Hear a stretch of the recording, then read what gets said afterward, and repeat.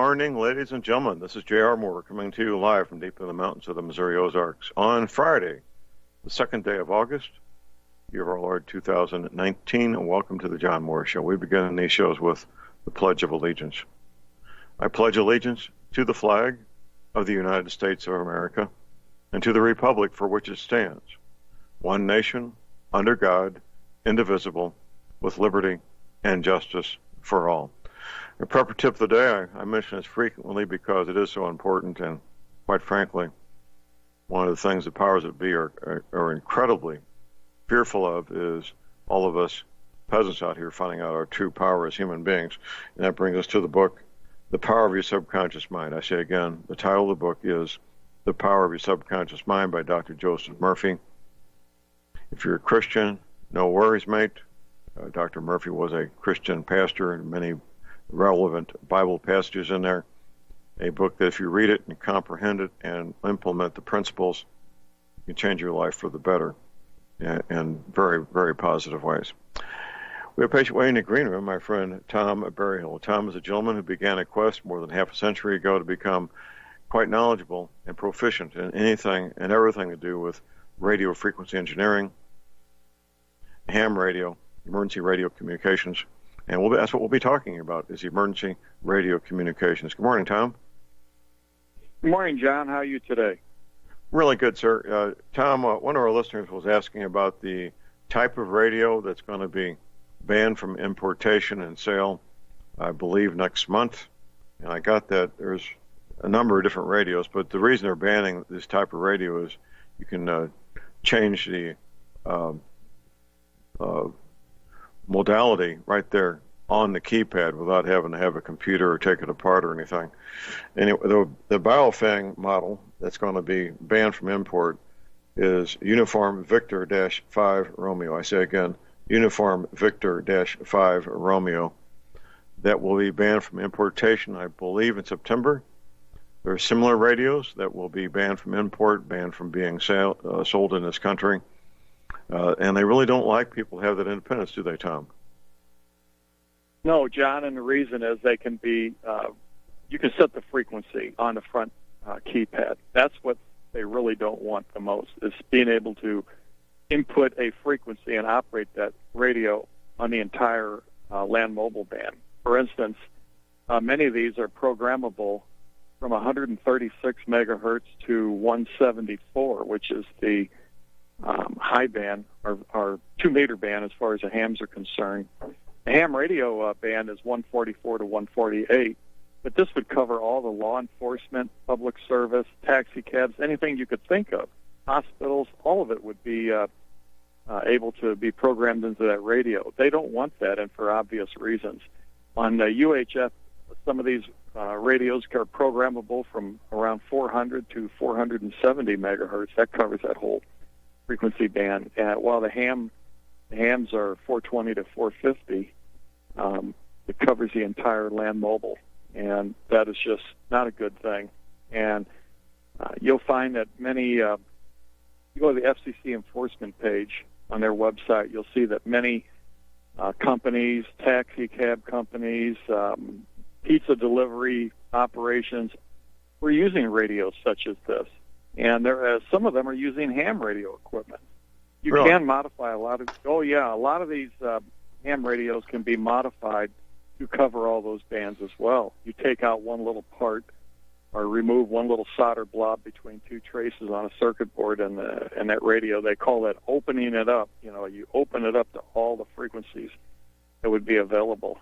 So it's just a cat and mouse game, I think. I don't think they're ever going to stop it. There's too many of those things floating around.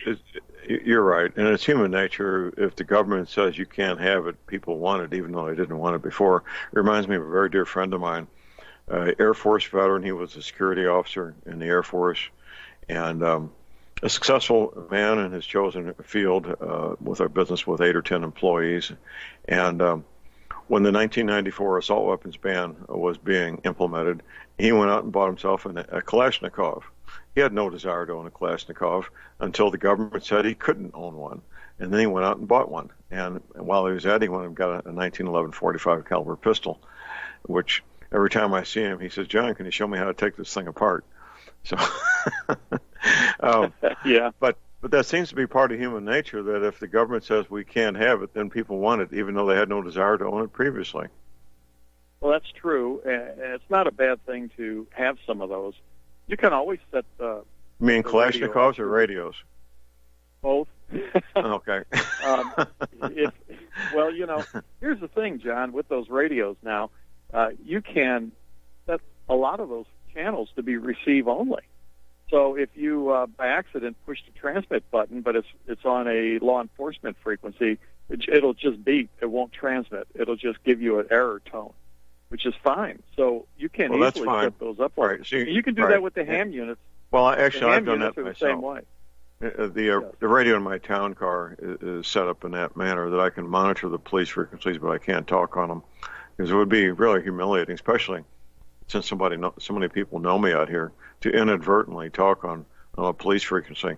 But that would be a smart thing to do, is to set up a radio that has that capability. So on these prohibited frequencies, police departments, fire departments, paramedics, you can't make a fool of yourself inadvertently, correct?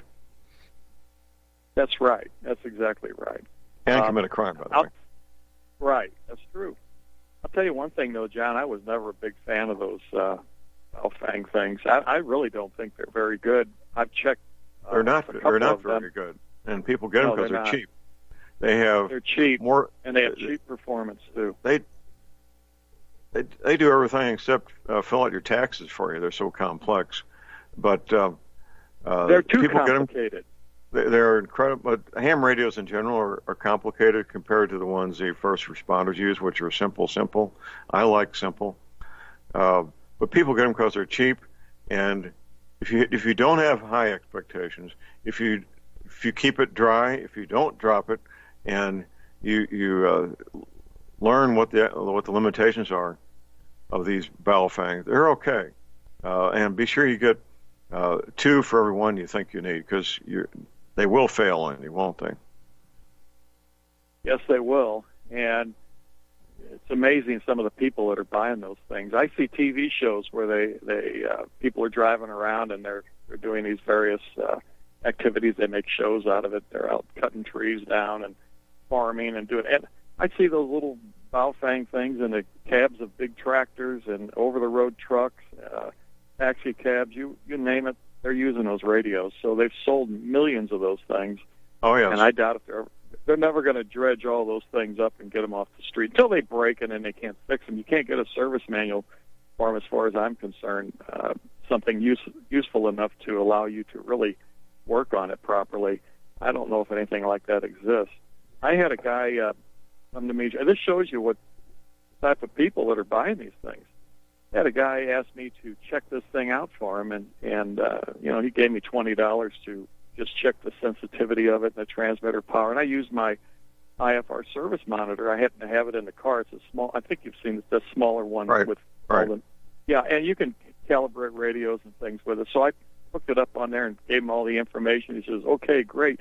He starts looking at that service monitor and he's writing down the model number, and he says, "I'm going to get one of these." I said, "Why? Are you going to work on these?" "No." He says, "I want to keep this, be able to program this." I said, "That's not going to program that radio."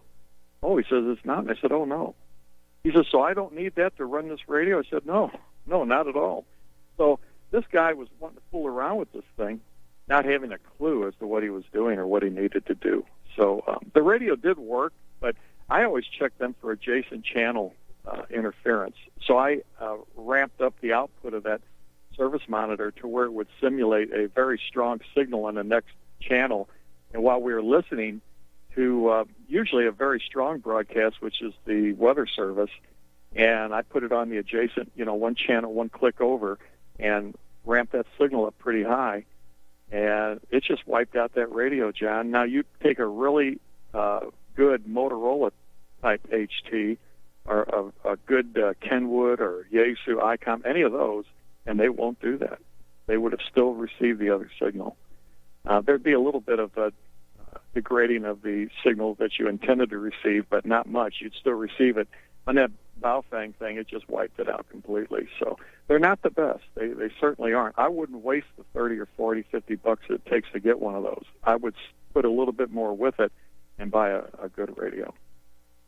Well, I'm with you on that, Tom, but we need to address these issues because even though you and I wouldn't buy them, a lot of people do. In fact, within our preparedness group, they're popular among some of the members because they are so cheap. But that's reality, and we need to deal with the reality we've got, not the reality that we would like to have, correct? Well, that's true, John. That's true. And people are going to use them. They will work. They will work. But I just find for, say, for any type of emergency type of work where there's some stress involved and confusion going on at a moment's notice, the last thing you need is to try to figure out how to turn the flashlight off because it's blinding you trying to work that radio, or it's on the wrong frequency band, or you're talking about my telephone. Tom. You're talking about my telephone. The flashlight turned on without my knowledge or consent, and it took me 5 minutes to figure out how to turn the darn thing off on my telephone. No, I know. These phones are complex. I hate to admit this, John, but I find myself using a cell phone more and more and more, and using a landline less and less and less. But I won't give up the landline because it is a DSL circuit as well for internet, so I keep it. But I don't use it as much as I used to. And some of the features I had on there, I had the phone company disconnect them and just give me the bare minimum service. I just don't use it that much anymore. I've attempted to do that with some success. We got a caller on hold here. We got Ty in Texas. Good morning, Ty. Hey, good morning, gentlemen. I wanted to get Tom's recommendation on a mobile unit for the truck, but before I go there, real quick on these little bail things. I don't know how long ago it was, John. Maybe it's been 3 months, 4 months, somewhere in there. You had brought these things up at some point, and it sort of coincided with me working on studying for my ham radio license, and I kind of got stalled out on it.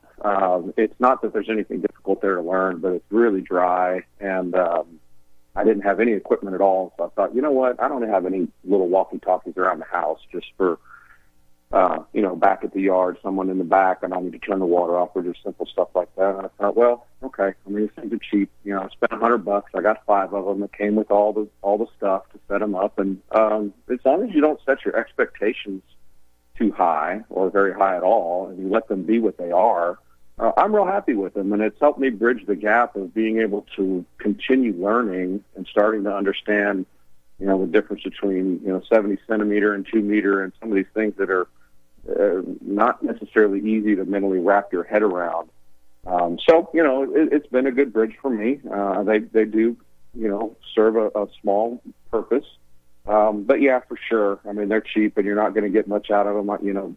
For me, what I've found them to be useful for is I have them all set for the Weather Channel, and keep one in my car. And if I want to flip it on and see what's going on NOAA, then that's cool. And me and a buddy need to do a little short-range communication. Well, there you go. But anyway, so Tom, I was curious, sir. I'm thinking about, instead of starting out with a home base unit, putting one in my vehicle, and I've considered going CB first about a year or so ago, but I have a feeling you're going to recommend that I skip the CB and go with ham. Well, people ask me, they see my radio equipment at times, they say, oh, that's a CB, and I'll tell them, no, that's not a CB, that's ham radio or amateur radio, and they say, well, what's the difference?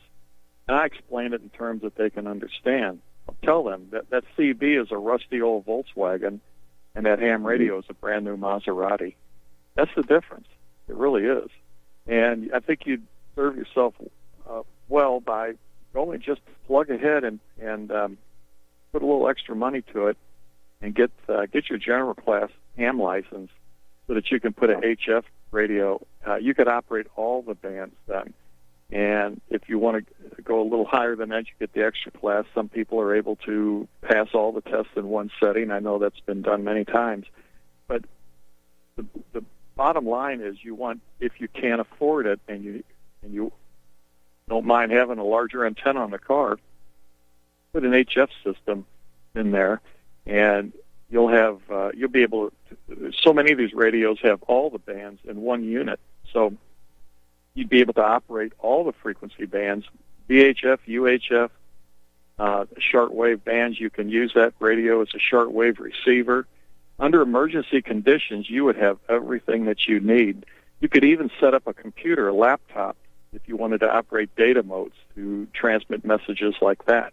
And you'd be set up just like, almost like the data terminals in a police car, except that you could select the band of operation, whereas the police, they can't. They're stuck on those channels that are allocated to them, and you'd be able to pick the frequency band that would give you a wider service area, day and night, things like that, or operate on the local VHF and UHF frequencies. It'd be a very versatile system.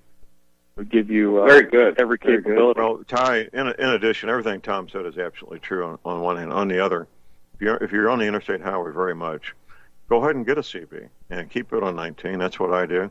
I monitor 19, and I've saved many hours because the truckers alerted me about a construction slowdown or an accident, give me time to exit the highway and get on the outer road. So there's a place for the CB also, even though it's antiquated in terms of performance. It has a lot of deficiencies. Just being able to monitor the trucker talking back and forth and warning other truckers about what's up ahead, that gives it enough value to have it in my vehicle. What do you think, Tom? That's very true, John. My earlier comment on the HF radio, that would also be a CB. Now, and then an earlier comment I made about how you can take a solder blob out or take one little diode or resistor out of these ham radios, and it allows them to be on any frequency you want. I'm not saying you should do that, but that would allow you to transmit on the Citizens band also with 100 watts of power. And believe it or not, I have not done that to any of my radios. Good, you got that. But you would be can able you to give a recommendation on a brand for me to start with? Let's do that after the break. Hold on, gentlemen, after the break.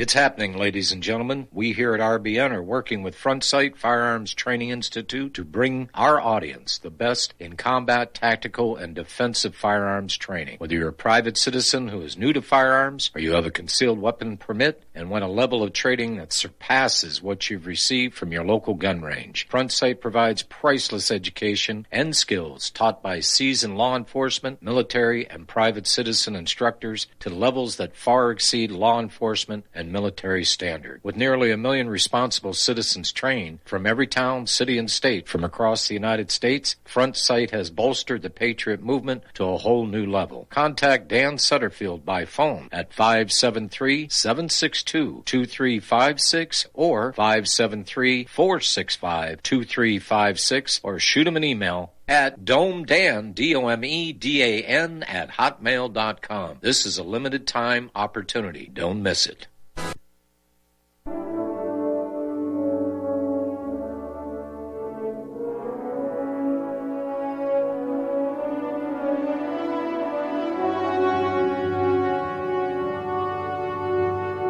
All right, we're back, ladies and gentlemen. Gerald Moore here on Friday. It's Friday, the first Friday of August the 2nd. My website is thelibertyman.com. All you lovers out there, we've got a cruise coming up that includes Valentine's Day. If you go to my website, thelibertyman.com, you can get the details on the cruise and, well, rent yourself a cabin and go with us on the cruise. It'll be a lot of fun.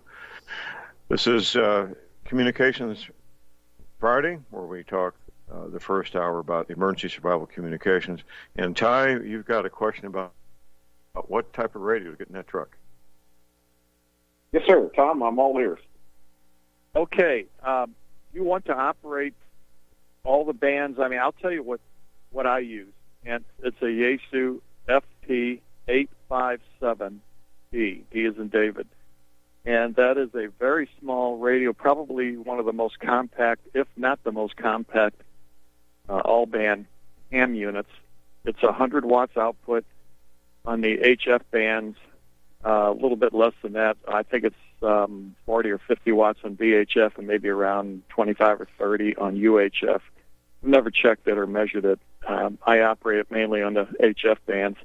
But you could easily set the memory. It's got a lot of memories, and I rarely use memories. I just dial in the frequencies I want. But you could set a memory bank in there for the CB channel. So you could dial in the exact frequency, but have that correspond to a memory number that is actually the channel, the CB channel. So that'd be an easy way to set that up. You could just dial through those memories and be on the CB channel. Whether you want to listen, if you want to transmit, you'd have to have the radio modified. It's a very, very easy thing to do. Like I said earlier, believe it or not, I've not done that to any of mine. I've never modified these radios. I'll repair them if need be, but I usually just let them operate the way they were from the factory. There's all kinds of mods you can do to these things. You can change settings and do a lot of different things, but I've usually used the factory settings, and it works fine for me. But that would give you that radio would give you worldwide communications on HF. You could set up a laptop with it if you wanted to operate data modes. You could. You'll have to buy some other equipment also tied to connect computers in and things like that. There might be some cables and adapters and things like that. But you can set these radios up, do almost anything you want. And I think you'd find that to be it's a very nice radio. You'd find it to be adequate for most needs you would ever have, unless you wanted to operate more than 100 watts. And that's really hard to do in a mobile installation. That puts a huge drain on the electrical system of the car to run higher power, although it's done, and I've known people that did do it. But otherwise, with 100 watts, you'd be able to communicate over wide areas. I think you'd probably find during the day that the 40-meter band would be the best on HF operations for regional coverage. You could talk over several states very reliably, and then you could operate on the 20-meter band. It gets pretty crowded on that band, but you could operate on there and talk nationwide and from a mobile unit, and also internationally at times if the conditions are good with just that little bit of power. So that's something to look into. I'm talking about a radio I have. There's others. I also have an ICOM 7000. That's a pretty nice unit. And I have an ICOM 7410. That's a really nice unit, but it's much larger. You can operate any of these in a mobile installation, but the 7000 is a little bit bigger than the Yaesu that I first described. And then the 7410 is much larger. It's really meant to be a unit that you'd have in your home. Okay, well, I'll look all this up, and I appreciate all that. But off the top of your head, do you recall a ballpark price tag for that Yaesu that you have in your vehicle? Well, I bought it brand new. I don't even remember. I think it was a little bit over 1,000. It may have been discounted. Okay. I don't remember. I'll tell you what. I saw one used, excellent condition, like new condition, very recently for $700. I've seen it for less than that. I've seen those things go for $550, but they might have a few little nicks or scratches on them because they were used in a mobile installation. So I'd say budget maybe between $500 and $800, and you'll get everything you need. The antenna that I use, by the way, is the Yaesu. It's a screwdriver antenna because it has a motor. It almost kind of looks like the older motorized screwdrivers, that would spin the tip, the tool tip. And a lot of guys were building antennas that would adjust the coil remotely they'd modify an electric screwdriver motor to do that. So they've kind of given it that name, and it just has a coil that extends in and out to adjust it to the frequency that you're operating on. The radio does this automatically. You just push a tune button. It puts out a very weak signal, and then it adjusts that antenna for the minimum reflected power. You have to remember one thing when you're operating with a very small antenna like this on a car. it's a compromise. I mean, you might be using 100 watts, but you'll never have the signal strength that you would with a full-size half-wave dipole or something like that. Ty, did we answer Thanks your for all the info, guys. Absolutely. Well, Have a great weekend. Thank you. You're welcome, sir. We got a break. We'll connect.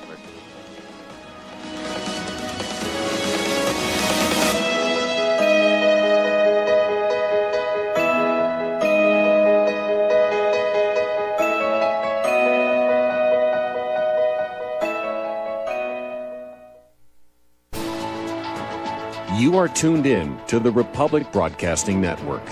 Visit our website by going to republicbroadcasting.org.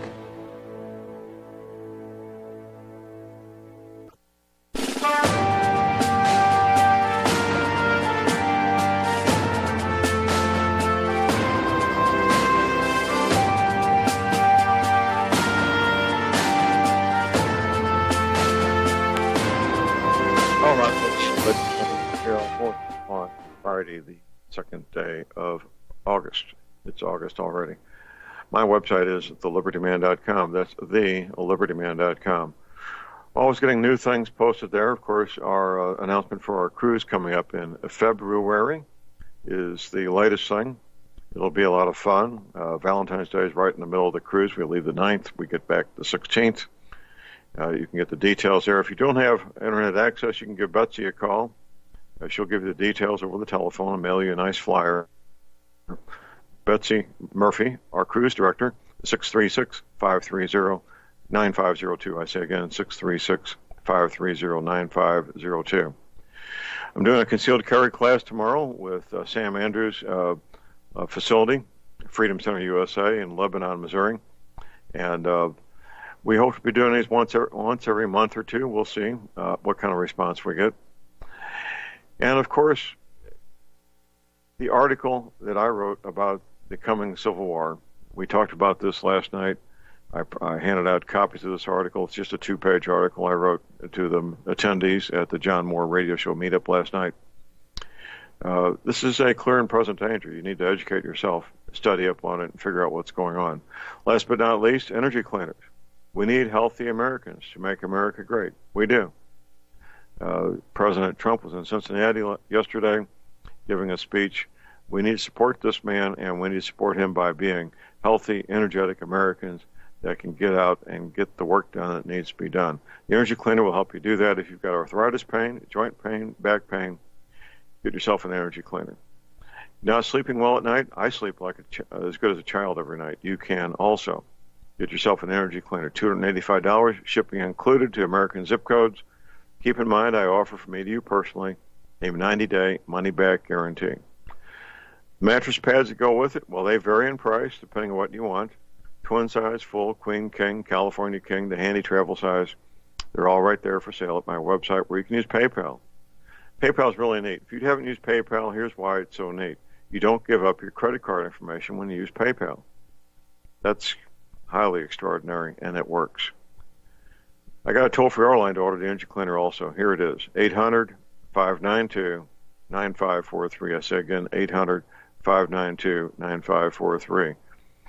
And Tom, before I forget, I am ready for another shipment of energy cleaner, sir. Well, that's good, John, and there's a batch in progress, and next week you'll have them. Okay. This hour we talk about emergency communications every week. We got a caller on hold, Dennis in Utah. Good morning, Dennis. You're on the air, Dennis. Okay, hey. No, I'm a middle-class ham radio operator, and as far as mobile units and stuff like that you guys are talking about, Yaesu, their old model 2900, which is 75 watts, it's a VHF-only radio, but they just came out with a promotion on their upgraded model called a 2980, and it's 80 watts out on high power with on VHF only. And, we living in the mountains and stuff here, a little bit extra power sometimes helps. You get down off in a canyon somewhere, a little extra punch can get you out, get you a signal to make communication if you need to. And, they run I don't know if they're still doing it or not, but they were running a promotional on that radio for $129. Man, what a swinging deal. I bought 2 of them, one for myself my daughter's a tech class operator, and I got one for her and installed it in her truck for communication with her. And I'll tell you what, that's a swinging deal. And as far as the bow fangs go, I have several of them. I use them here on the ranch because I cannot hit our local repeaters with the HT from my area. And so my base station, I use a Yaesu 8900, which has crossband repeat capabilities, and I'll crossband it over to the repeater frequency, and I'll use those little HTs on low power, about 1 watt, to crossband into the repeaters, and they work out really well like that. I buy those low bow things because I'm out in the dirt and the dust and the breaks of materials and stuff like that, and if one does get ruined, for $30, I could just throw it away and get another one. So they do have their purpose. As far as an HF rig goes, I don't think you can go wrong if you get a Yaesu FT857D. They are all band, all mode, 100 watts out on high power if you so desire. I find most of the time I usually operate like around 60 or 70 watts, and I do out just fine. And I've made communications all over the world off this thing, off of an end-fed half-wave antenna just strung out through the trees. So there's lots of things you can do, and those cheaper radios, they do have their purpose. So there you go. That's my input for today. Thanks, you're good. So, Dennis, before you get away, what's the different power settings on that Yaesu from the lowest? We already know the highest is 100. What's the lowest power setting on the Yaesu unit? I think it'll go down to 5 watts. That's considered QRP. You operate a low power like that. Ham radio. In ham radio, they refer to that as QRP. Have a good day, guys. Real good, thank you. Tom, that Yaesu unit sounds like a real value for the money, doesn't it? Well, it is. You'd have to look at the specifications, but most of their equipment is going to have pretty good specs, and it's VHF only. You do have that limitation. I believe that's what he said. It was VHF only. VHF only, right. But 80 watts, so sometimes you do need a little bit extra power. And using those Baofeng radios with a crossband repeat, any HT like that, you set it on low power, you can talk through your main radio, and it puts the power of that larger base unit in the palm of your hand. So that's basically what he's doing. I've described that operation before in your show, John, and it's a really good way to go. And this is exactly what the law enforcement does. You see them talking on their portable radios. They're talking through the car into the higher power unit most of the time, especially out in these rural areas. And if you're operating those Baofeng-type radios, the Chinese, the cheap ones like that, they do work, and they will work best out in remote areas. If you get for our non-ham operators, I'm going to explain what Dennis is doing out there. Dennis has his $30 radio, his Baofeng, and he's out herding cattle or whatever he's doing out there, repairing fence. And he uses the $30 radio to talk to his base station, which is a more sophisticated, more powerful, more expensive radio. Now that radio, in turn, instantly talks to a repeater that is even more powerful. So these communications devices, these radios, are all interconnected and set up such that you can accomplish things that could not possibly be accomplished otherwise, right, Tom? Yeah, that's right. And that really, it's a real effective way to communicate with a handheld radio. If you have a high-power mobile unit in your car, and the radios all have to be dual band to make this work properly. There's several ways to set it up, but that's basically what he's doing, and it really works good. It solves a problem. You're able to also turn the portable unit down to a real low power level, maybe a half a watt or so. And the lower you set the power, the longer the battery is going to last. So that's a plus with that. You don't want to communicate real far with it, just to the car, back to your unit in your home. And that might be a short distance, a quarter mile or less. You can operate very low power and get that job done very effectively. Absolutely. Absolutely. Call number is 800-313-9443.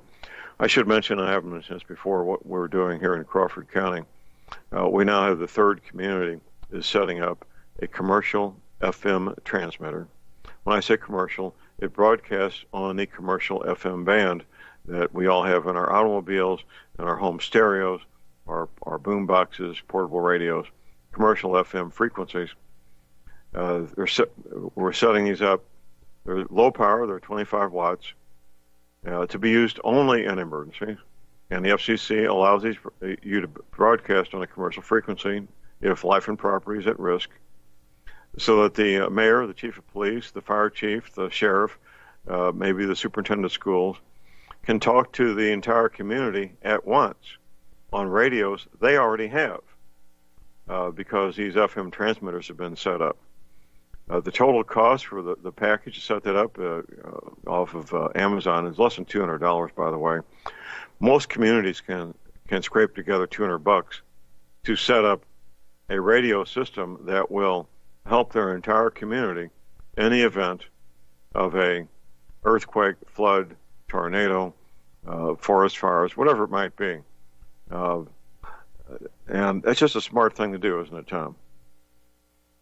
Well, it does work. I don't know how legal it is, but I mean, it gets the job done, legal. And I know it is legal to broadcast during an emergency on those frequencies. And you obviously pick out a unused frequency in your area. You don't want to be trying to climb on top of a commercial radio station. That would be unwise for a lot of reasons, mostly because it wouldn't work. But in most areas, there's going to be an FM frequency that is not in use, that could be used for emergency purposes. That's what we did. We just sit and search until we find an open frequency and use it. There's actually a website that lists, you put in a zip code and it will tell you all the frequencies in use around there, their power levels, and which would be the best one to use. That actually help you find that FM channel that you could get set up on. What website is that, Tom, if you know offhand? I don't remember, John. I wish I could, because I've looked at it before and I was very impressed with how they had it all organized. It was very simple to use. Well, think about it, get that to me, because we can make use of that here in our county. We have a very large county here, Crawford County. Well, anybody could put that to use if they're planning on a system like that, because it will assist you to find which stations are on adjacent channels, and you have to deal with that. You've got to realize that somebody trying to tune into you, their radio may try to lock onto or get interfered with by a very powerful station on an adjacent channel. It's always nice to find a frequency for an FM transmitter like that has no channel. Each adjacent channel, the one below it and above it, are not in use. That's easier to do out in these rural areas, but very difficult to do in a metropolitan area. All those FM frequencies are pretty much used up. You get in the big cities. Absolutely. Well, it's a matter of determining what you want to do and then setting up a plan to do it. Dennis in Utah has done that. Ty's in the process of doing it. We got Jimmy down there feeding his goats, probably listening to us right now. Men and women all over this country have determined that they need to accomplish certain goals. Then they set out to develop a plan to do exactly that, don't they, Tom? Yeah, that's right. And then you heard what Dennis said, even with running that Yaesu 857 at even a little bit less power. So I think he said 70 watts or so. He was able to talk worldwide. So we'll give you extended range under emergency conditions. You'd be able to not only listen to ham operators in other parts of the country. If we had a wide area disaster, that equipment would be very, very valuable. You'd be a very important source of communications in your community. You'd be able to get messages out to people's families and their friends and families in distant states and cities. You'd be the one to go to in those under those circumstances. So that equipment would be really good to have. Learn how to use it. Get your ham license. Study up. Get the license. Learn how to use this equipment once you have it set up. Join a local ham radio club. The men and women there will help you to get started. Show you the most important thing, John, is they'll show you what not to do. They've already made the mistakes with setting things up, make mistakes with antenna selections and types of equipment, power supplies, things like that. so that we learn from our mistakes, and they've already made those mistakes, and hopefully they can help you not make the same mistakes and save a little bit of money in the process. Get it set up properly the first time, and you'll be on the air, and it's amazing. You'll be amazed how far you can talk with this equipment. What a lot of people fail to realize is that there's no infrastructure behind this ham radio equipment. It's not like the cell system. There's a tower down the street, and wherever you go, there's a tower close by that picks up that little phone in your hand, which is really a two-way radio. It's a transmitter and a receiver, and it works very similar to ham radio equipment, except we don't have the infrastructure. If you're on the HF bands talking over wide distances, whether you're doing it with data modes, with a laptop computer, or just talking with a microphone or Morse code, any of it, the infrastructure is your radio, your antenna, and the distant station you're talking to, their antenna and their radio. The two units communicate to each other by sending the signal over to a ground path or bouncing it off the ionosphere and back down to Earth. That's how the communications takes place. It's not through cell towers or anything like that. If the cell phone system went down or was shut down or destroyed, the ham equipment would still be working. Absolutely. Well, there's a lot to learn here, and people are sitting out there listening. They know exactly what we're talking about. Most don't have a clue. Many of the things we're talking about. That's where the ARRL, that's Alpha Romeo Lima.org, comes in. This is the place to get started, ARRL.org, and they can help you find your local ham radio club.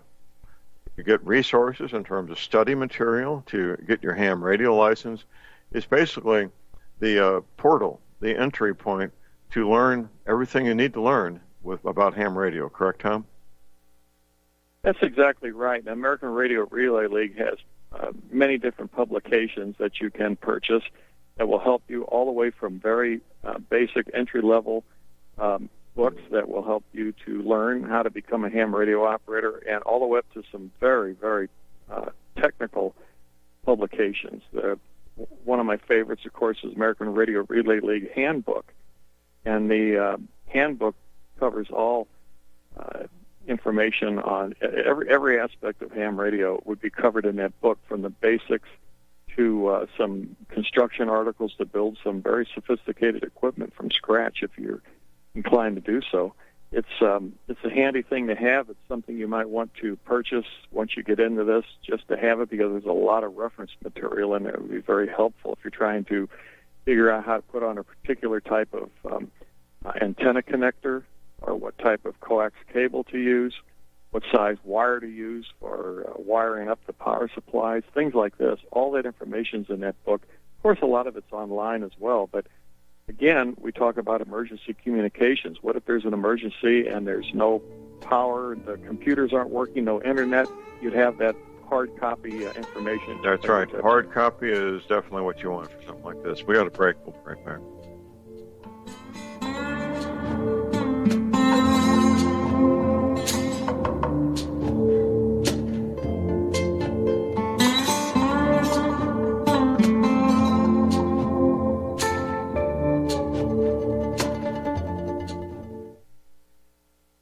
Tired of being lied to by mass media? It's growing more and more apparent today that news is received less and less through standard media outlets. Even with a growing audience every day, RBN is beginning to direct more efforts into social media. Social media and the use of the internet is fast becoming the primary source of people for news, regardless of demographic. RBN has set out to provide some of the best news on the internet through republicbroadcasting.org, and also has begun to use the tools to our advantage by way of social media. Republic Broadcasting is now operating a Facebook page to function as yet another avenue to have our collective voice reach new audiences across not only America, but across the globe as well. The Facebook page features not only news, but also an RBN player to listen to our broadcast. Get involved by visiting facebook.com/Republic Broadcasting and liking our page, and share it with your friends and family, because you can handle the truth.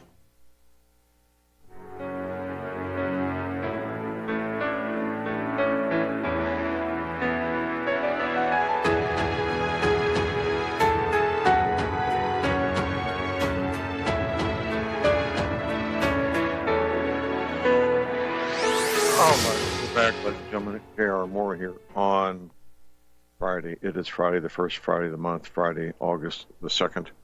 Visiting with Tom Berryhill, we're talking about emergency survival communications. And I've been at this a long time myself, Tom, not nearly as long as you. I got my ham radio license in the fall of 1994. And so that's, 25 years ago.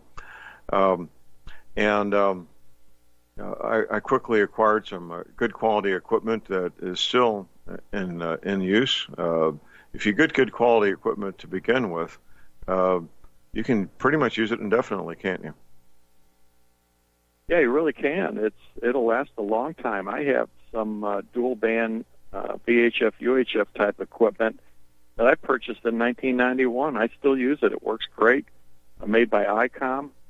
Compact mobile type unit, and it's operating correctly. I check it every once in a while for a power output, and I measure it with the instruments I have, and it's still comes up to factory specs after all those years. So don't be put off by older equipment. You can pick it up at bargain prices. My ICOM mobile unit that I bought in 1995, I had it on in my vehicle, didn't turn it off, 24 hours a day, 7 days a week for nearly 10 years, just ran continuously. And it actually helped stop my vehicle from being burglarized. The thief was attempting to break into my vehicle, and they heard the police talking on my radio, and they ran away. So they thought, no, we'll go someplace else. This is not where we want to be. That's right. Well, that helped, yes. Nothing wrong with that older equipment, though, John. Really. Not at all. Not at all. And once again, if you buy good quality, you still have right. Is that radio still installed in your car? No, that vehicle's been retired, and the radio itself is on a shelf, waiting to be used again. But as far as I know, it still works perfectly. Oh, I'm sure it would. Yeah, the stuff's good. It'll last for a long time if you don't abuse it.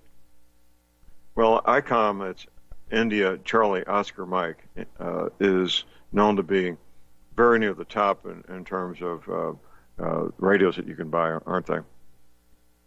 Yeah, they are, and some of their equipment is actually made to military specifications, and they'll actually publish those mil specs when you look at the data sheets on that particular radio. You'll see that on quite a few of them, and some of them are water resistant. They can be maybe not operated underwater, but if you dropped it in a bucket of water and pulled it out right away, just dry it off, it won't hurt your radio at all. Some of them have those capabilities too, which is handy if you're out on any kind of emergency type work and it's raining or you're tripping and falling in the mud and everything else.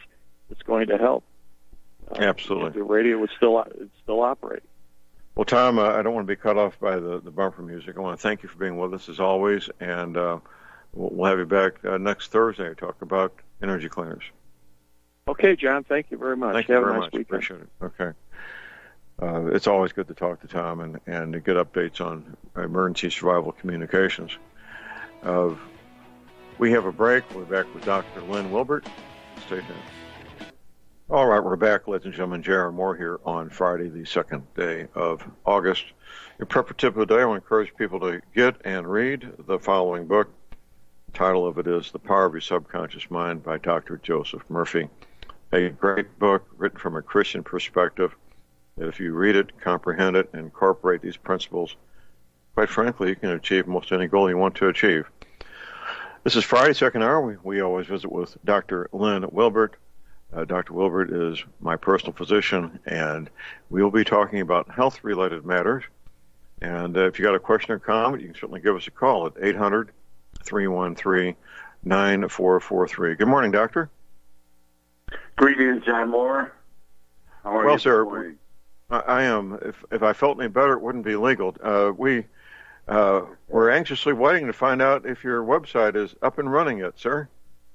We will probably have it done this week. We're finishing up content, and I spoke with the webmaster yesterday, so it's on its way. We've reformatted and changed a few things. So, well, it was beautiful before. I'm sure it'll be better now. In the meantime, how can people contact you, sir? What's that telephone number? My personal cell is 314-495-6480. Again, it's 314-495-6480. And if my voicemail comes on, it's not me personally, just leave a message, and I'll get back with you. Okay. Real good. That telephone number, once again, is 314-495-6480. Well, doctor, there's always something new, and we're hearing these presidential debates, and both sides of the aisle, they're talking about health care, but nobody talks about what health care is. They talk about how to pay for it, but there's no discussion about what health care is there, sir? Finally, Don, in this country that we live in, this great country, we don't institutionalize health care. We've institutionalized sick care. From the moment that you, let's just say you show up for an annual physical exam, and this particular year, the doctor says, well, your blood pressure seems to be elevated. What's the next suggestion? Well, here, take this medication. The doctor, I didn't take this medication last year. Why am I taking it this year? That question never comes up, or rarely comes up, because they don't have an answer. So the simple answer is that you stopped making the blood pressure or blood sugar regulating or whatever medication you are not making, you were making it. The pituitary, which is a gland in the brain, it is your pharmacy factory, and it makes more medications than the pharmacy factory outside of your body. But what mainstream medicine has done, they have branded sick care. It's okay to be sick.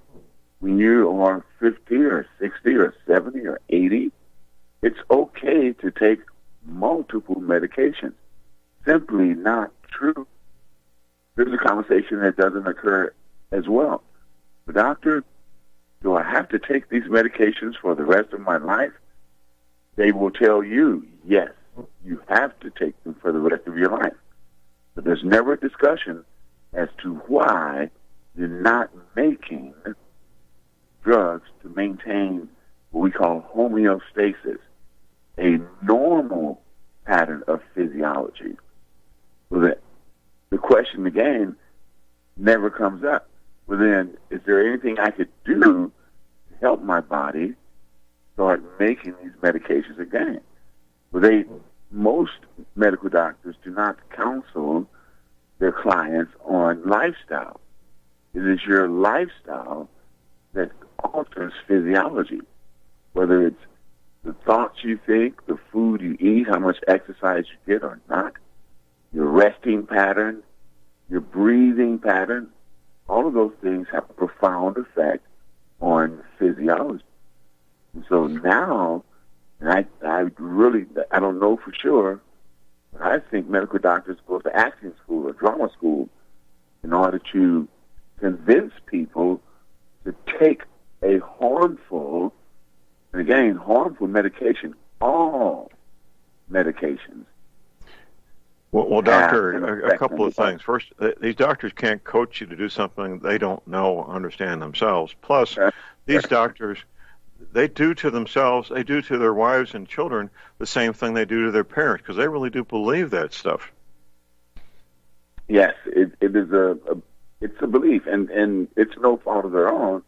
But again, they've been branded and marketed to believe that you need medications. So now, next year, instead of taking 1 or 2 pills to regulate your blood pressure, now you're taking 3. And the average person in their 70s in this country, the average person is taking anywhere from 3 to 5 medications per day. Now, the difference is when you put something in your body, there's no side effect. when you drink water, there's a direct effect. When you eat whole, there's a direct effect on the physiology in your body. And so if you take a pill to alter physiology, that is a direct effect. So that little correlated, where you go online now, what are the direct effects of the medications I'm taking? And down the list, rare, unusual, not expected. You cross all of that out and say, if I take it, I will get this to some degree or another. Cannot get the direct effect. Whole food, whole fruits and vegetables, in order to get the raw materials, the minerals that you need to repair and replace and rejuvenate. And so, yes, they actually believe that they're doing a service by prescribing medications. But here's still time. And I'm not sure, but I know it was in the past. The president of the Pharmaceutical Association was past president of the American Medical Association. So what does that tell you? That tells you they're bedfellows. That tells you that one promotes the other and neither promotes health. I went to Logan University back in the mid-'80s, and what I used to do is drive 35 or so miles to Chesterfield, where the university was located. And then I realized that Washington University here, right here, 5 minutes from my home, has the same information that I needed at Logan University. And so what most people don't know is that all doctors, it doesn't matter if you're a dentist, a podiatrist, or chiropractor, medical doctor, all doctors must study the same basic sciences: microbiology, anatomy, physiology, chemistry. And then after they get to a certain point in their education, you will go into your specialty field. For instance, chiropractors, we somewhere between 120 and 130 more classroom hours than medical doctors. Chiropractors go to school approximately 120 more classroom hours. The difference is once we get past the basic sciences, then they learn more surgery or more medications. Physical medicine doctors, we learn more physiology, more anatomy, more functional medicine. Taking a pill is a passive form of medicine, and it does nothing to heal. Nothing to heal. And so I remember walking down the hallway probably about 10, 11 o'clock at night, and they had on the bulletin board, who wants to take a nutrition class? Well, first of all, it told me it wasn't part of the program. And secondarily, there was only one name on the list. They don't learn nutrition. They don't learn more anatomy and physiology. They learn how to induce people into a passive healing. You cannot take a pill and get well, period. Now, I'm not anti-medicine by no means, because if you need to take a medication of any kind to stay alive, then I suggest you do it and then embark on the journey to figure out why you stopped making the medication. Why? Oh, I don't know why. Well, here's why. And they don't know this. You're either in healing mode or emergency mode. You can't be in both. What I mean by that, when we lay down to sleep at night, we turn off all of our emergency response systems and we evaluate our day. We let go any emotion that didn't feel good to us. We figure out how we're going to prevent that from happening tomorrow, because no one makes you feel a certain way. You choose to feel a certain way. You choose to think a certain way. And based on that thought and that feeling, you got to generate an emotion, energy in motion. That's your body's feedback to your sensory mechanism in your brain to let you know what emotion you are feeling. But in order to control your emotions, it is absolutely necessary to control your thinking. Your thinking, yes. In my opinion, other than breathing oxygen, that's the most important aspect of lifestyle. We've been sold human beings. We've been taught to believe that the body can do something wrong. That is not true. Let me repeat it with a little emphasis. It's not true. This creation and all creation is perfect. I happen to believe that creation is perfect. Well, doctor, if creation is perfect, what's wrong with my knee? Okay, let's start over again. The body is a perfect messenger. It's a perfect stimulus response organism. Human beings in this system is a perfect stimulus response system. And I've mentioned this before. If you cut yourself, you don't have to think about the healing process. You just got to cover it to keep from bleeding to death, make sure it doesn't get infected, and then watch the healing process ensue over time. If you're 8 years old, it's done in a few weeks. If you're 80 years old, take a few months. But it still will heal without any conscious input from the individual. And so that part of your system that handles healing of anything has always been perfect. It's taken me a long time, over 30 years, to come to this conclusion. Humans that are still alive are perfect manifestations of imperfect thinking. Let me rephrase it. There was no recall of the human being like Toyota or Ford or any of the automobiles that's had massive recalls. Our Creator did not call several 100 million people back to the human manufacturing plant and revise the design, improve on the design. No, there hasn't been an improvement on the design of the human being because the design of the human being was perfect. And so we're perfect manifestations of how we approach life, the thoughts we have about things that are significantly out of our control. And again, if my body responds perfectly, Dr. Robert, what's wrong with my knee? Okay, there you've been duped again. You've been duped into thinking and believing that the body can do something wrong, and that's just simply not true. If we knew and if we believed as people, human beings, nation, country, it doesn't matter, if we knew for certain that I have a direct control over my lifestyle and over my health, then I would look at things differently. Again, aside from not breathing, the most detrimental thing you can do is to have a less than positive thought that generates a less than positive chemical reaction.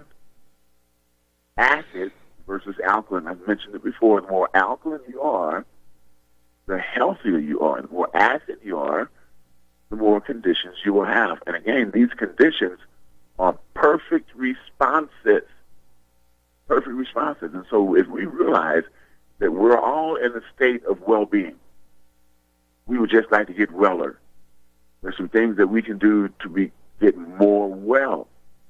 And the longer you live, the more challenging that becomes.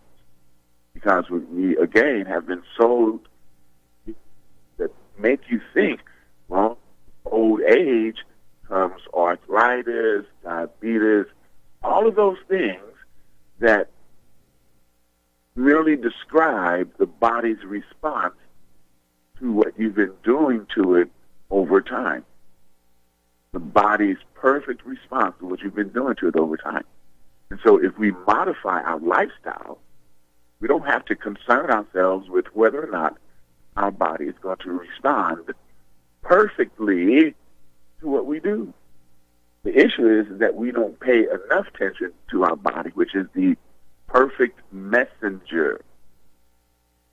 The perfect messenger of what we've been doing up to this point. And then the really interesting thing about it, John, is that the part of your subconscious that controls healing does not keep track of linear time. This is August the 2nd, tomorrow's August the 3rd, and subsequently we'll be into the cold months here shortly. But your subconscious doesn't think that way. From the moment you were conceived as an energy being to the moment you expire your physical body, the subconscious doesn't know the difference between those moments. In other words, it's a vertical timeline. And so everything you've done in your life. Hold that thought, Doctor. Hold that thought. We got a break. Attention. Call number is 800-313-9443 right now.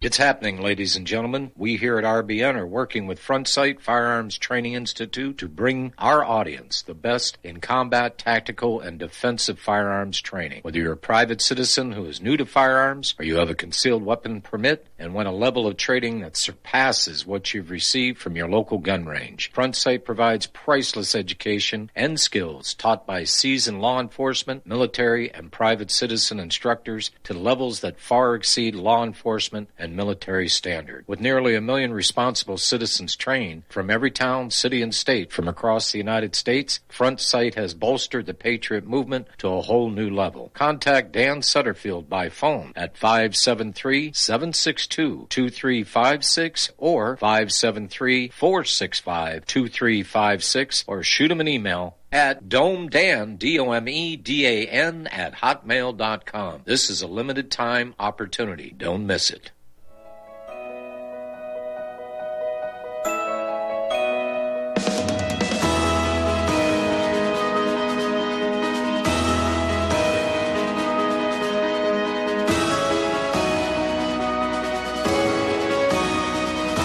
All right, we're back, ladies and gentlemen. J.R. Moore here on Friday, the 2nd of August.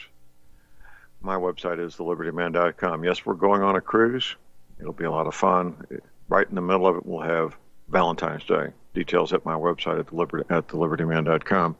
Visiting with Dr. Lynn Wilbert. If you need to contact Dr. Wilbert, you want a private consultation, possibly become one of his clients, just give him a call at 314-495-6480. Let's continue, Doctor. All right, John. We were discussing how our system is organized. There's a part of your subconscious, and the difference is consciously we had to learn to speak, we had to learn to walk, we had to learn to do most everything that we do as adults. That's your conscious mind. You can consciously take your hand and put it on your head. You can consciously make choices in your life. The other part of your brain is called subconscious. The subconscious is in charge of your healing. And your subconscious, again, I mentioned it doesn't keep track of linear time. It's a vertical timeline. So you could be healing the less than positive emotion from an experience that happened 10 years ago or 15 years ago. But you don't really know it. Let me give you an example. You could have this fantastic day. You woke up feeling great, thankful that you woke up the next morning, and your day is going along really fantastic, and you're just having one of the best days ever. And all of a sudden, there's this experience, this memory of an experience that leaps right on your forehead. And the experience didn't make you feel good the first time you felt it. In fact, it's one of those experiences that you wished you had maybe skipped over. But our experiences in life shape who we are now if we choose to learn from them. And everyone within the sound of my voice has learned from every experience. We just haven't assigned learning to it. So here you are, middle of the afternoon, here's this experience, and all of a sudden you don't feel so good because you're reliving the experience. It's like hitting rewind play on this experience. All of the chemistry, all of the thoughts and the feelings and emotions that you experienced the first time you experienced this moment, you're experiencing again. But it's not a real-life experience. It's a real-time experience according to your subconscious because it cannot distinguish time. And so here's your thought. Oh, why am I thinking of this? I have to stop thinking about it. Don't think about this. And every time you say that, you've thought about it. You've relived, you've hit rewind play on your recorder, and you've relived this experience, creating the same chemical imbalance, the same emergency response situation that you created the first time. Now the question is, why did you randomly select that experience? You can't heal a memory because memories never go away. And so if you have an experience where you ended up with a less than positive feeling, hold on a sec. And it kind of left a bad taste in your mouth. It took your heart, snatched it out, threw it on the ground, jumped on it, pummeled it, gave it back to you in that condition, and you feel really bad about it. Well, why did you randomly select that thought? Well, first of all, it wasn't a random thought.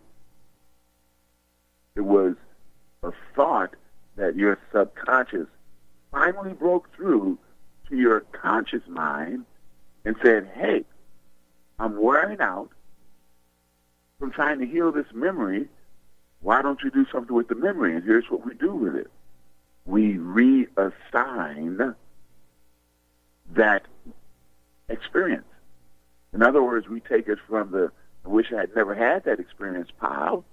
Too late. You had it already. You're thinking about it. It's part of history, but it's affecting you now because the subconscious doesn't keep track of history. It's an accumulated vertical timeline, and now you're thinking of this experience again. Here's why. Assign it to the I learned pile. Because if you live through it, you learn something. Our parents and our grandparents shared that with us. If it didn't kill us, it made us stronger. If you're still here thinking about an experience you had, you learned something. What did you learn? I don't know. I just know I learned. That's a profound observation. I don't know what I learned. I just know that I learned. And the proof is you're still here. There are songs now that if it don't kill you, it make you stronger. Lots of these. Hold that thought, Doctor. Hold that thought. We got a break. We'll be right back.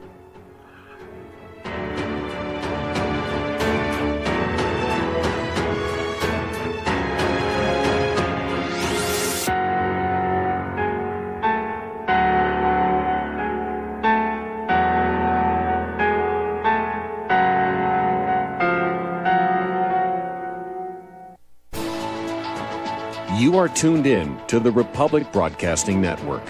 Visit our website by going to republicbroadcasting.org.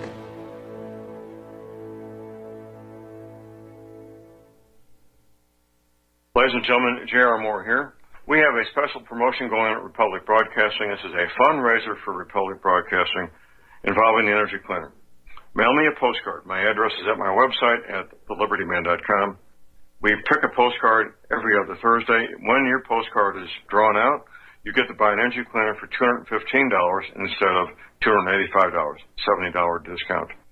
$200 goes to Republic Broadcasting. You also get a 10% discount on my mattress pads.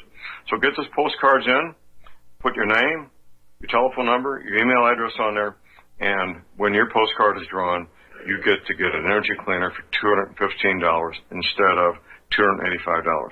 Mattress pads, 10% off. Help us out at Republic Broadcasting and help yourself to get an energy cleaner at a deep discount. It's a win-win situation for everybody. We hope you can get these postcards in soon. Thank you very much.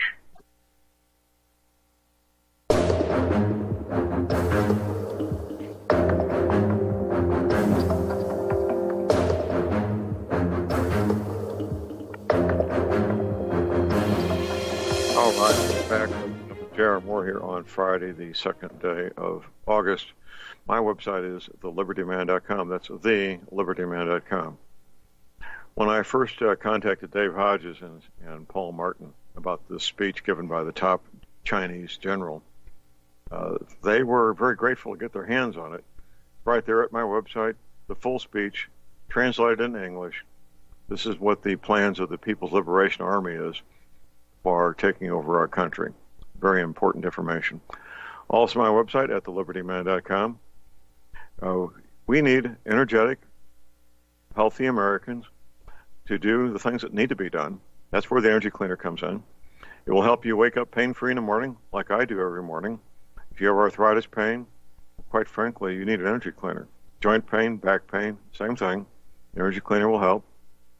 You want to sleep as good as I do every night? I sleep as good as a small child every night. You can also if you have an energy cleaner. $285 shipping included, American zip codes. The mattress pads that go with them, they do vary in price depending on what you need. All the details are at my website, the patent application information, testimonies from people we know, like Steve Whitman, for example. Keep in mind, I offer a 90-day money-back guarantee on the energy cleaner. Yes, it works. I sell hundreds of these things all over the planet. I get one back about once a quarter. That's it. And I always wonder if those people even used it.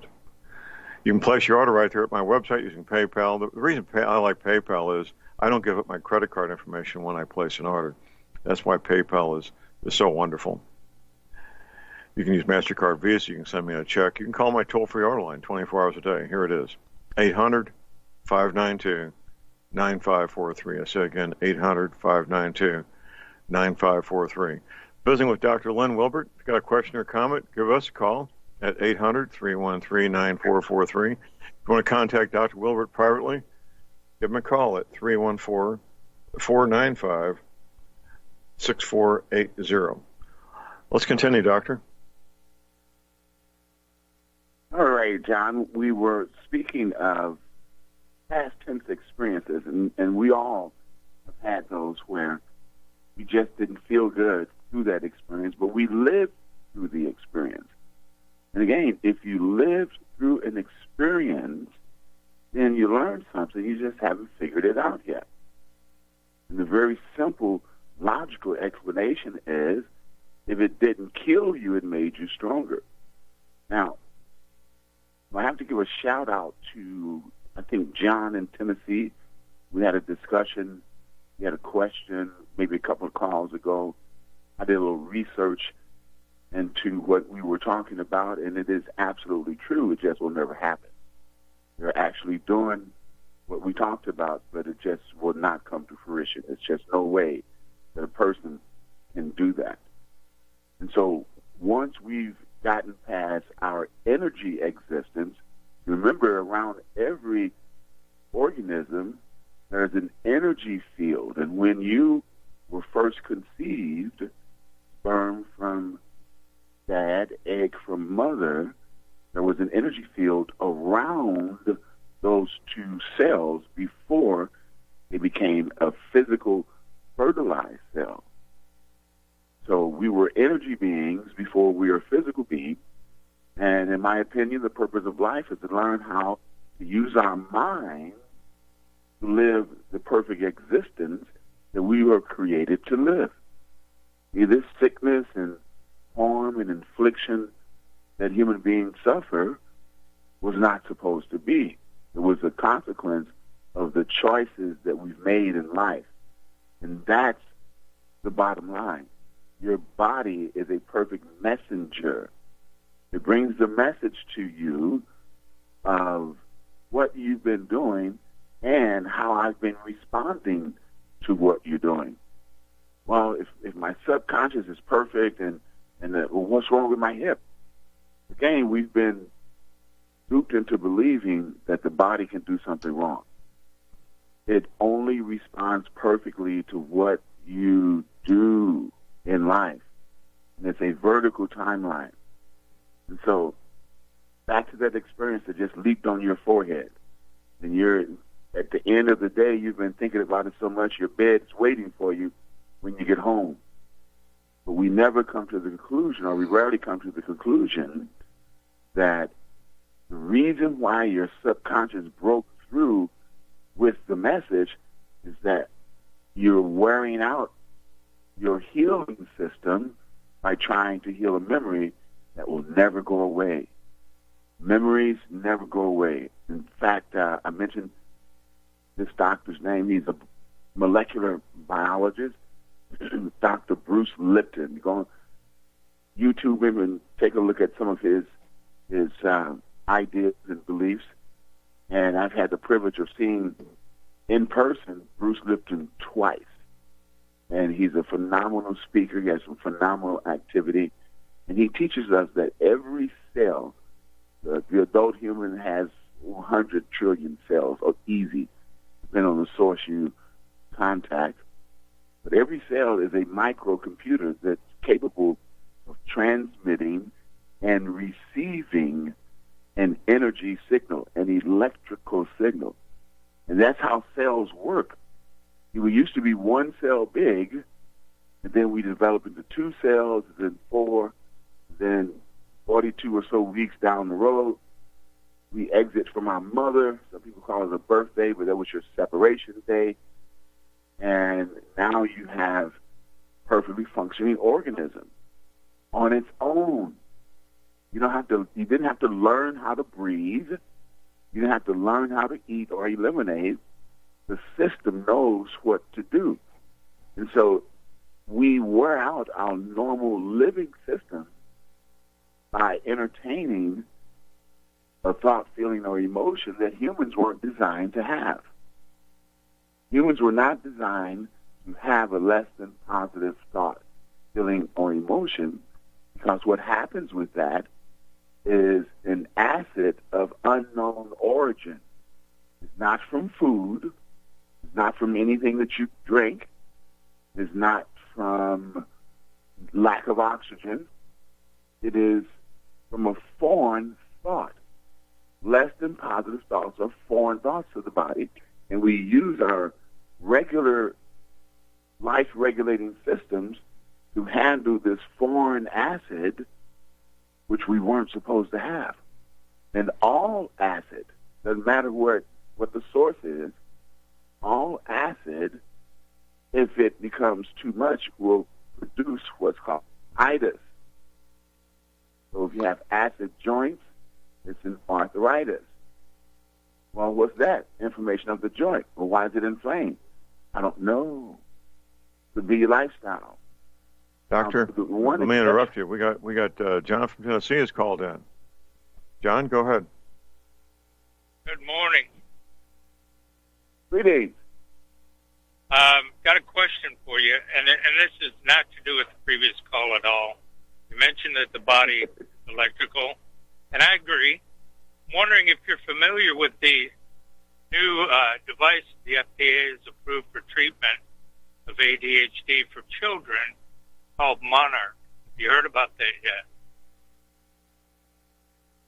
What is it called again? Monarch. The Monarch.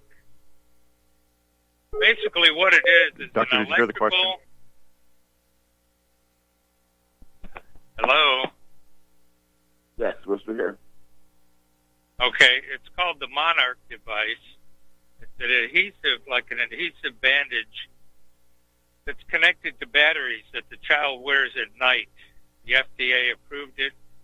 Here's what I think is really strange, Doc, is that there were 33 participants that took part in this research for like a month.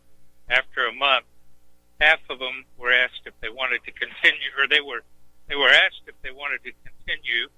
Half of those continued for another 6 months, They were asked again if they wanted to continue for a year. And the long story short is like 2 of the participants wanted to continue this device, but the FDA approved it with a, this study of 33 participants. I'm wondering, if it's being put on the frontal lobe on your forehead, how far are we from electronic lobotomies rather than surgical? I'd like to get your thoughts on it, since we are electrical beings. That's very interesting, John. Very interesting. I have not heard of that device, and I normally don't pay any attention to what the FDA does because they are bought and paid by giant lobbyists. However, well, I'm sorry. Go ahead. No, go ahead. Well, I find it interesting. Even the name that they've chosen, Monarch, which is basically the king. You want to control an overactive child, take control of their mind. That's pretty scary. It is very scary. That they are still doing electrical shock treatments. The research now is that we can insert a probe into the brain and electrically change memory or behavior patterns. Anytime you externally affect the electrical signal of the brain, then it's just that. It is an effect. It's not getting to the cause of the issue. I was probably one of the original ADHD children on the planet. Every year, first day of... In my opinion, ADHD is a sign of a healthy child, if you want to know the truth. Well, gentlemen, can you hear me? Yes. Yes, John. Okay. Here's the easy way to cure ADHD. Get a plane ticket, go to London. When you get off the plane, you no longer have it. You can't have ADHD in England because the diagnosis does not exist. The doctor who developed the diagnosis before he died gave one last interview. He became incredibly wealthy, by the way, inventing prescription pharmaceutical products. He gave one last interview saying the diagnosis was a fantasy. The doctor who developed the diagnosis for ADHD. And John, you're right. A child who can't sit still, especially a boy, for more than a few minutes, is a healthy, normal boy. It's a fictitious, non-existent diagnosis. Well, not just that. Here's the thing. I'll be 62 years old. In school, I would finish my work. Nothing to do. No more work. Go stand at the window. Now, they wanted to medicate me. Then they found out they needed to move me up a couple grades. My parents would not allow it, and for that I'm thankful. But it was called hyperactivity disorder. They drugged you. They gave you speed, amphetamines to slow you down. And now they're good. And doctor, this electrical device is actually, I think it's 600 times stronger, about 600 milliamps, and they can adjust it and tweak it. And there's no regulation by the FDA on what amount of power they use. We know that in the 1960s, Lafayette Clinic and other hospitals with psychiatric wards were using electronic or electroshock therapy to reset the brain of all things. You talk about stupid. We're going to restart the brain. We're going to shock it like they do the heart. I wonder how many of those doctors would reset their own brains. Anyway, I appreciate you coming on. We agree in many areas. We disagree in others. There's no hard feelings on my part at all. John, thank you for the call. We appreciate it. Thank you. Okay. Doctor, any follow-up here before we move on? Well, John, again, I know I was an original HDA day of school. I was always one of the top 5 people to enter into the classroom because you get to choose your seat for the entire year. And I chose the seat next to the window for as long as I can remember being in school, even in college. If there was a window, I sat next to the window. See, again, it's effect-based practice. It's sick care practice. The reason why a young boy would associate or display some of those conditions is because they're learning, because they have a high metabolism, because they're looking at the world through an unfiltered lens. They haven't developed everything yet. I was with my son, who's 34. Yeah, he's 34, and he has 5 children, which means that they're my grandchildren, and they are some of the most active people on the planet. After about an hour and a half, my energy level was about gone because they're constantly moving, constantly eating. Anytime you work on an effect, you cannot work on enough effects to fix the cause. Most ADHD children that I've seen in my office, the primary reason is a high carbohydrate diet, processed foods, high sugars, those kinds of things that will alter the chemistry in your body. So there's not enough. I mean, we can use a car as an example. Let's just say your fuel mileage has dropped considerably, 50%. And you take it to a mechanic and say, hey, well, what's the deal? Well, it can be anything as simply as tightening your gas cap to finding a fuel pump or fuel injectors or making sure your fluids are level. All of those things affect fuel mileage. But if you don't get a great mechanic that can get to the cause of the problem, that can diagnose the cause of the problem. See, these children do not have whatever condition they were told they had because they didn't have enough electrostimulation. That's been going on for such a long time. The electroshock therapy, that's been going on for a long time. So again, it's not going to fix the cause. It's going to merely cover up the effects. And we can't fix enough effects to get to the cause. All right. Well, let's move on from there, Doctor. We were discussing why we have experiences. Well, in the world of quantum physics, that's different from Newtonian physics. Quantum physics observe behavior of particles that are smaller than atoms. And it's pretty much the talk of most scientists now. And they're really talking about the last frontier, which is exploration of the mind. Really, how That's does right. the mind They are. work? Hold that thought, Doctor. We got a break. We'll be right back.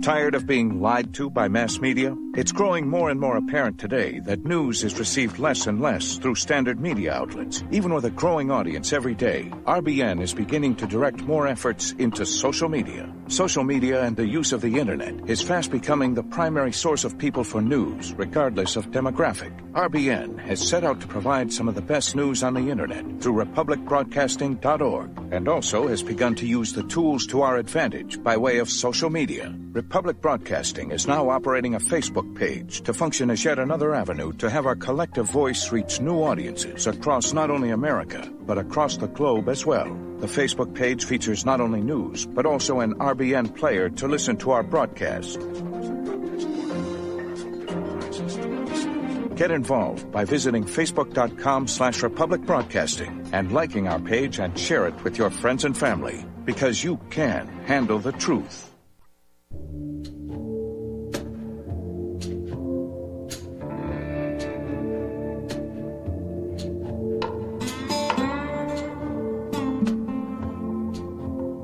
All right, we are back, ladies and gentlemen. Down to our last few minutes here, Doctor. We've got 3 minutes to get out the information you want to get out this week, sir. Well, John, it's real interesting how fast time goes by when you're having fun. It is. It is. The I was starting to mention quantum physics, and we will, of course, continue this conversation. It's the study of particles smaller than atoms. In the world of quantum physics, like energies attract. In other words, being co-creators of our life, we're the only species of creation that could live anywhere on the planet, or other planets for that matter. We can live in a tree, we can live inside a rock mass, but other species are designed to live according to their environment. But none of those species of creation have the capacity to think the way humans do. And so when we use our mind to access energies that are contrary to creation, we attract those experiences to us. I mean, it's off the coast of Africa. You know, it's not even on your radar, but it'll be here in an hour or so. And so it's the use of our minds that influence our physiology. There's yoga practitioners, there's wellness practitioners that teach meditation. Well, meditation is merely focusing on creation, clearing your mind, breathing, relaxation, get to an energy state, an energy healing state, as opposed to an energetic emergency state. Those are the only two states that exist. And in our world today, John, it's very difficult to calm down, be peaceful. However, it's the misuse of our minds that muck up our bodies, that change our physiologies. If your blood pressure is elevated and you're not running, that's because you're running in your mind. You're running from a bear-like experience, an emergency experience that's creating the physiology of elevated blood pressure, not because you need a medication. And again, the reason why we take medications is because we stopped making them. Why do we stop making them? Because we spent more time in emergency mode than we spent in healing mode. And over time, it takes a toll on the physical body. The long bones in our body, the thighs and legs, they're designed to last 120 years. We are successful, some of us, at wearing them out in 65 or 70. Well, that means our lifestyle of living has to be addressed. And that's pretty much where the bulk of my practice is. I'm more of a wellness coach than anything else. But doctor, what's wrong with me? Nothing. Nothing. You're responding perfectly to the emergencies you created in your mind. And so instead of repeating the fourth grade over and over and over again because you didn't learn mathematics or your timetables, how about we assign learning to every experience we've had and look forward to learning more, because we all love learning. I haven't found a person in their right mind that doesn't love learning. Absolutely. Doctor, thank learning you, sir. Life, that's it. All right, John. Thank you. Hey, Beckner. Appreciate it. That's it for the day. That's it for the week. The medical supplies, the energy plenty, essential oils now while you can, your firearms and ammunition. Never, ever good. Please do a fun, safe, productive day and weekend. God bless America.